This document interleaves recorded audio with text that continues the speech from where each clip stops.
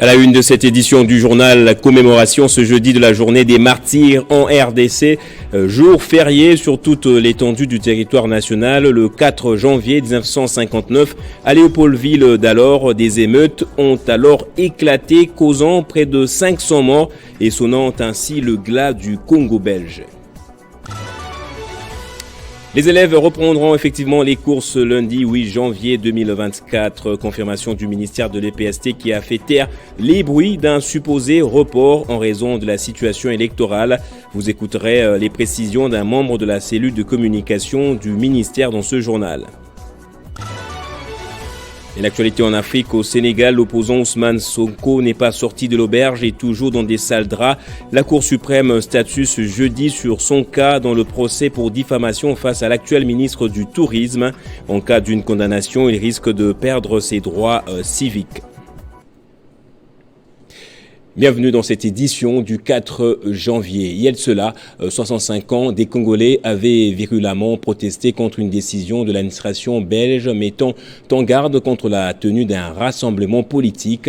Bilan, près de 500 morts d'après un certain décompte à la suite de la répression policière. Depuis, la journée des martyrs est considérée comme celle qui a sonné le glas ou causé la fin du Congo belge. Dans le courant de l'année prochaine, le 30 juin 1960, précisément, notre pays obtiendra son indépendance. Retour sur les faits dans ces récits historiques de Benjamin Moudiata. La République démocratique du Congo se souvient ce jeudi 4 janvier 2023, qui est jour férié sur toute l'étendue du territoire national, des émeutes historiques du 4 janvier 1959. Un événement décisif ayant marqué la marche vers l'indépendance du 30 juin 1960, appelée la journée des martyrs de l'indépendance. Au cours de cet événement, combien mémorable, les estimations sur le nombre total des victimes des émeutes varient entre 49 et 500. 49 personnes ont perdu la vie selon les chiffres officiels. Ce jour-là, en pleine colonisation belge, des émeutes avaient éclaté à Léopoldville, aujourd'hui Kinshasa, inaugurant ici une série des revendications congolaises jusqu'à l'indépendance. Selon l'histoire, Alliance de Bas-Congo. À Bako, le parti politique de Kasavubu, qui deviendra le premier président de la République démocratique du Congo, prévoyait ce jour-là un meeting sur la place Imka à Kinshasa. Objectif visé n'est pas se faire distancer en popularité par les partis de Patrice Emery Lumumba, MNC, qui avait lui organisé un meeting très suivi une semaine avant. Les déclencheurs de ces événements remontent au retour des leaders congolais d'Accra, dont Patrice Emery Lumumba, où la population, avide de connaître les expériences de premiers politiciens noirs, sortis du Congo belge, réclamait un meeting, ayant coïncidé avec l'arrivée dans ce même paramètre de plusieurs milliers de gens qui sortaient du stade de football après un match. La confusion, la casse et la répression vont s'aggraver jusqu'à engendrer les pires. Selon plusieurs témoignages que retient l'histoire, les événements de ce jour-là étaient inattendus. Une explosion subite qui avait sémé panique et désolation dans toute la ville. Néanmoins, cette journée a permis au pouvoir colonial de prendre conscience que l'indépendance était une aspiration profonde et les Congolais l'avaient manifestée en payant de leur sang. Et quels sont les acquis de cet éveil nationaliste qui a conduit à l'indépendance? L'histoire est-elle bien comptée à la postérité? Pour en parler, nous sommes en ligne avec Isidore Ndayouel, le grand historien congolais et professeur émérite. Bonjour monsieur le professeur, 4 janvier 1959, 4 janvier 2024, 65 ans jour pour jour depuis que les Congolais ont donné de leur vie pour l'acquisition de l'indépendance. Quel sens donnez-vous à cet événement? Nous célébrons les martyrs, c'est-à-dire pas exclusivement ceux qui sont morts le 4 janvier, le dimanche 4 janvier 59 et les jours qui ont suivi, qui sont effectivement les victimes de l'événement qui s'est passé, mais à l'occasion de cette célébration, nous évoquons tous les martyrs, c'est-à-dire tous les résistants, tous ceux qui ont lutté contre l'ordre ancien, l'ordre colonial. Je citerai en premier lieu, par exemple, tous les premiers chefs coutumiers qui n'ont pas accepté la colonisation et qui ont été arrêtés. S'il y a eu des prisons de relégation, les premiers prisonniers dans ces camps de relégation étaient des chefs traditionnels, des rois traditionnels qui n'ont pas accepté l'ordre colonial. Bien sûr, il faut également célébrer tous les révoltés de la force publique qui n'ont pas accepté l'ordre colonial et qui se sont révoltés. On ne parle plus jamais d'eux. Ce sont des personnalités qui ont lutté. Mais aussi, on doit évoquer, je crois, pour la journée, ceux qui sont plus proches de ces événements du 4 janvier, qui ont fait la prison, les leaders de la BACO. Je voudrais citer Joseph Kasavubu, n'est-ce pas, Simon Zezalandou, et Daniel Kanza, et même l'abbé Loya, qui ont été les victimes de ces événements du 4 janvier. Donc voilà, il faudrait que lorsqu'il est question de cette célébration, on ne croit pas qu'il faut enfermer ça dans l'événementiel de la journée. C'est une célébration qui se situe dans la durée, une durée du passé, mais qui se situe également dans l'étendue de la République. Mais professeur, comment justement pérenniser les acquis de l'indépendance? Bon, je pense que c'est la question qui concerne toute la gestion de notre mémoire nationale. D'abord, il faut expliquer, évoquer ces événements historiques, comme je viens de le faire, mais je pense qu'il faut aussi qu'il y ait des monuments. Il faut qu'il y ait des balises qui permettent de visualiser ces choses, qui soient des interpellations. Lorsque les jeunes passent, ils voient un monument, ils se demandent qu'est-ce qui se fait, qu'est-ce que ça représente, et qu'à l'occasion, on leur explique. Et d'ailleurs, lorsqu'on parle du 4 janvier, comme d'ailleurs des autres célébrations, il ne faudrait pas seulement que ça soit un jour férié. Il faut qu'on puisse meubler cette journée fériée des activités concrètes, notamment les dépôts de gerbes de fleurs à des monuments à construire, n'est-ce pas, à des évocations de ces événements, mais également à la remise en honneur de toutes ces personnalités du passé, dont certains noms sont connus, mais bien d'autres noms, de nombreux autres noms sont oubliés. Merci beaucoup, monsieur le professeur Isidore Ndaiwel. Et présidentielle en RDC, c'était d'abord Théodore Ngoï qui était annoncé comme l'unique candidat à la présidentielle à avoir déposé à la Cour constitutionnelle un recours en contestation des résultats publiés par la CENI. Mais au dernier moment, le greffe de la plus haute cour du pays a affirmé avoir reçu 2 requêtes. La seconde requête est celle de David Etchempala qui remet également en cause la réélection de Félix Tshisekedi. La Cour a 10 jours dès sa saisine pour statuer sur le contentieux des résultats du scrutin présidentiel contesté. Retour sur les propos de Théodore Ngoï après qu'il a déposé son recours à la Haute Cour. J'ai saisi la Cour constitutionnelle pour qu'il y ait ce débat devant l'histoire, pour que l'histoire retienne que tous les Congolais n'ont pas approuvé ce mal. Tous les Congolais ne sont pas restés spectateurs d'un simulacre qui a réussi, parce qu'on en est arrivé au résultat qui était prévu, pour lequel on a organisé toutes ces irrégularités. C'était pour arriver à ce que celui qui est en place, il reste. C'est ainsi que j'ai déposé la requête. Serais-je écouté? Le débat va avoir lieu devant la Cour constitutionnelle. On me demande si j'ai renoncé par ce fait à la rue. J'ai dit, la rue, c'est la voie du droit. C'est une des voies du droit. C'est le constitution congolais qui a permis aux Congolais de protester sur la place publique contre ce qui est contre le droit. Alors donc, ne vous étonnez pas de me voir dans la rue demain, si la Cour constitutionnelle rejetait. Et j'ai dit au président de la République, qui a été proclamé dans ces irrégularités, avec ces irrégularités, je l'appelle à prendre conscience que la fracture s'est aggravée. Fracture politique, fracture sociale, fracture économique.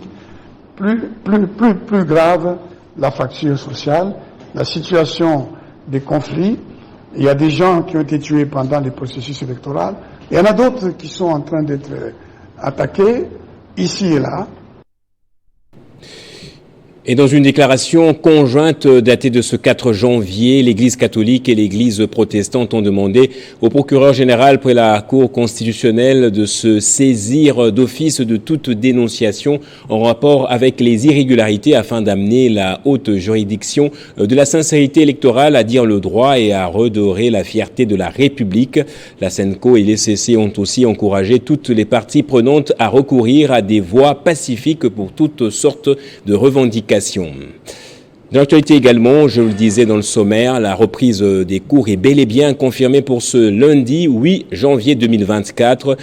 Confirmation du ministre de l'EPST qui a démenti un communiqué faussement attribué à lui annonçant un report du retour des classes. On écoute les précisions de Joël Cadet, membre de la cellule de communication du ministère de l'Éducation nationale. Le cabinet du ministre de l'Enseignement primaire, secondaire et technique apporte à l'attention du public le cinglant démenti relatif aux faux communiqués qui sont en train de circuler dans les réseaux sociaux annonçant les reports de la rentrée scolaire. Ces communiqués étaient faux dans la mesure où vous allez vous rendre compte que celui qui l'a rédigé en imitant la signature de son Excellence, Monsieur le ministre de l'Enseignement primaire, secondaire et technique, le professeur Tony Mwabakazadi, indique qu'il s'agit d'un ministère d'État. Alors que, depuis son avènement à la tête de ce ministère, il n'est plus un ministère d'État. Donc, ne donnez aucun crédit à ces faux communiqués et le calendrier scolaire reste dans son application tel que publié au cours des dernières vacances. Et donc, les enfants vont rentrer à l'école ce 8 janvier 2024, tel que fixé par le ministre de l'Enseignement primaire, secondaire et technique. Voilà la précision que nous tenions à apporter.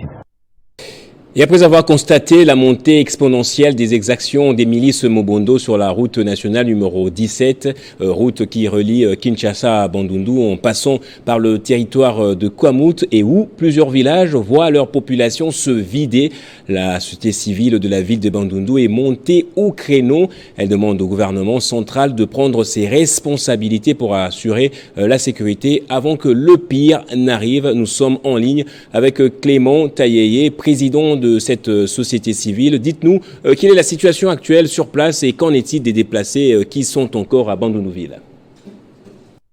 Des dizaines de militaires ont péri et les civils ont péri. Bandundu subit l'impact de ces effets parce que tous les déplacés depuis l'année passée sont ici à Bandundu, les déplacés de Kwamutu.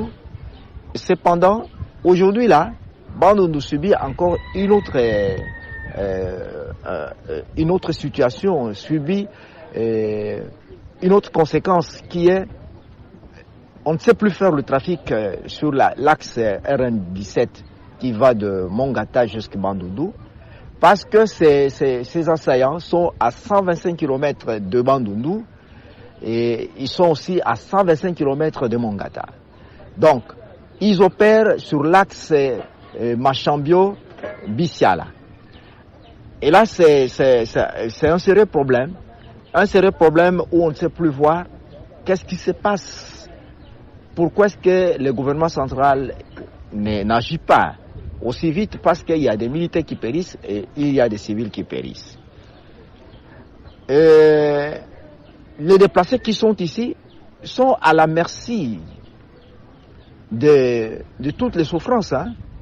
Parce qu'on ne tient plus compte d'eux. Je rencontrais autant d'autres qui sont en train de chercher, balayer, sarcler une parcelle pour survivre parce qu'ils n'ont plus de gens qui viennent en leur aide. Et les gouvernements assemblés ne plus comprendre et ne plus aider ces gens. Et pourtant, quand on est au pouvoir public, c'est pour réaliser les mieux vivre communs. Les mieux vivre communs se présentent dans des situations comme celui-là. Donc, la situation humanitaire est catastrophique.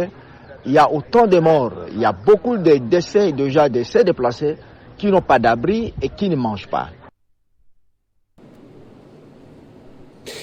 Et pour finir, au-delà de nos frontières au Sénégal, nous apprenons que l'opposant considéré comme virulent au président Macky Sall, Ousmane Sonko, sera ce jeudi devant la Cour suprême qui doit examiner le pourvoi en cassation introduit par ses avocats après sa condamnation en appel à 6 mois de prison pour diffamation face à l'actuel ministre du Tourisme, Mamé Mbaye Niang. Les sources disponibles notent qu'en cas de condamnation définitive, Ousmane Sonko, qui a été récemment réintégré sur les listes électorales, pourrait perdre ses droits civiques. On va prendre à présent le rappel des principaux titres de ce journal.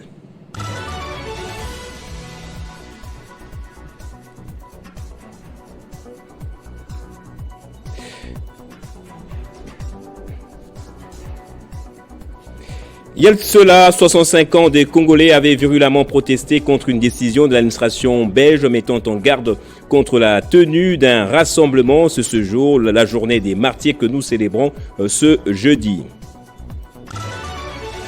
Et à la une également, les élèves reprendront effectivement les cours ce lundi 8 janvier 2024, confirmation du ministère de l'EPST qui a fait taire les bruits d'un supposé report en raison de la situation électorale.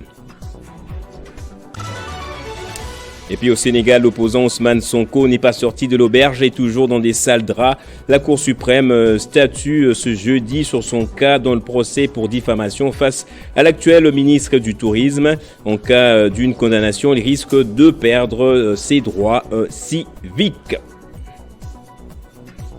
On va passer à présent à la revue de presse. Ce sera avec Moïse Chamala.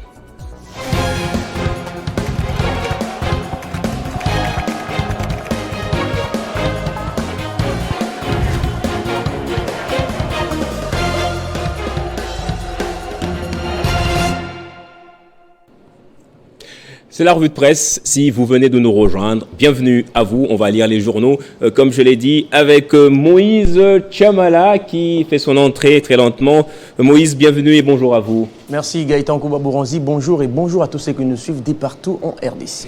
4 janvier 1959, le Congolais célèbre leur martyr. Tout justement, Gaëtan Kouba-Bouranzi, une soixantaine d'années après, les Congolais se souviennent encore de ceux qui ont lutté pour leur indépendance.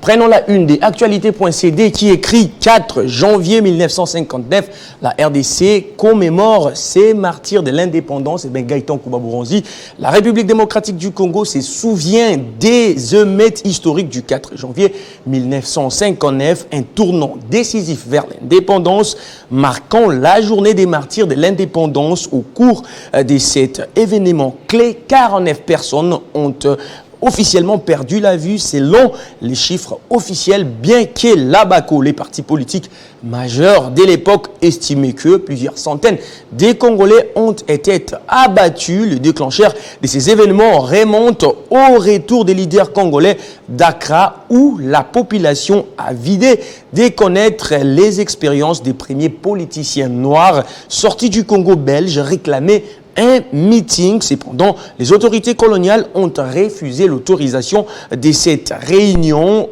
créant ainsi un climat de tension. Et autre chose, élection du 20 décembre, Moïse Katumbi conteste verbalement les résultats de la présidentielle, tandis que Théodore Ngoï saisit la Cour constitutionnelle. Tout justement, Gaëtan Kouba-Bouranzi, après Martin Fayulu et tant d'autres, c'est au tour de Moïse Katumbi et Théodore Ngoï. À la une de cette sursette, il est écrit présidentielle. Rien n'est fini, tout est encore possible et ces nouveaux Congo, nous y avons droit. Sans là les propos de Moïse Katumbi. Gaëtan, l'opposant congolais, est arrivé deuxième à l'élection présidentielle de décembre dernier, a rejeté les résultats provisoires proclamés par la Commission électorale nationale indépendante le 31 décembre 2023 qui place le président sortant Félix Tshisekedi en tête avec plus de 70% des voix. Dans un communiqué rendu public ce mercredi, le président des Ensemble pour la République a condamné la fraude électorale enregistrée lors des récents votes qui aggrave, a-t-il précisé, la crise des légitimités en RDC. Moïse Katumbi dit ne pas céder ou abandonner les Congolais dans cette logique. Eh bien, si Moïse Katumbi ne s'inscrit pas dans la logique, Théodore Ngoy, lui, saisit la Cour constitutionnelle pour contester bien sûr ces résultats. Il est écrit à la une de Radio Okapi, présidentielle 2023, la Cour constitutionnelle reçoit des requêtes en contestation des résultats provisoires. Et bien Gaëtan, les candidats à l'élection présidentielle, Théodore Ngoy a déposé mercredi une requête devant la Cour constitutionnelle demandant l'annulation formelle des résultats publiés par la CENI. Selon Théodore Ngoy, la procédure ayant conduit à la publication de ces résultats est qualifiée d'irrégularité. Il a ainsi sollicité l'annulation du scrutin du 20 décembre dernier. Il a demandé en même temps au président sortant de rassembler toute la classe politique.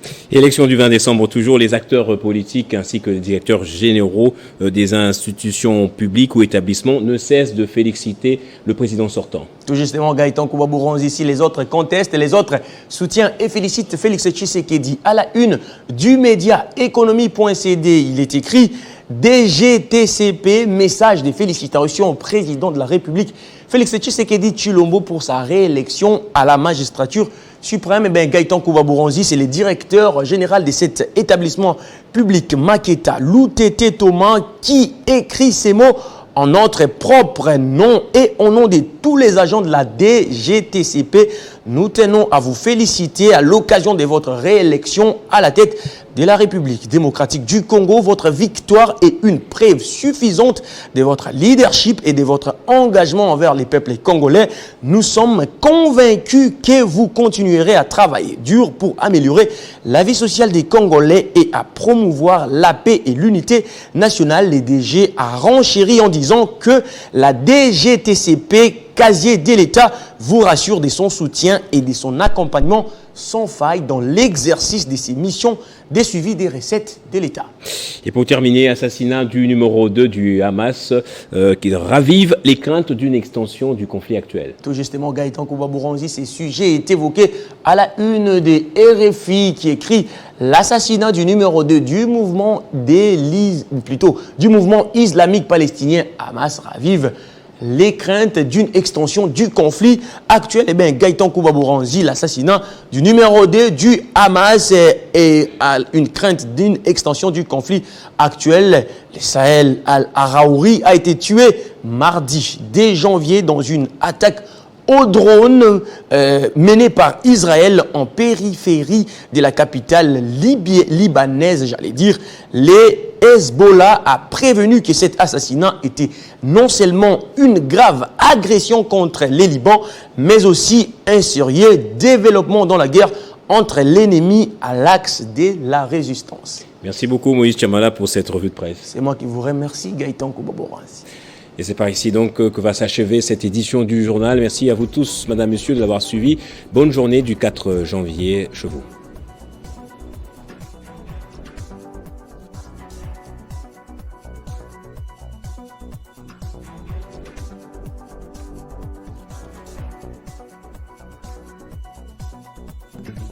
Retrouvez toute l'actualité en continu sur www.tele50.cd.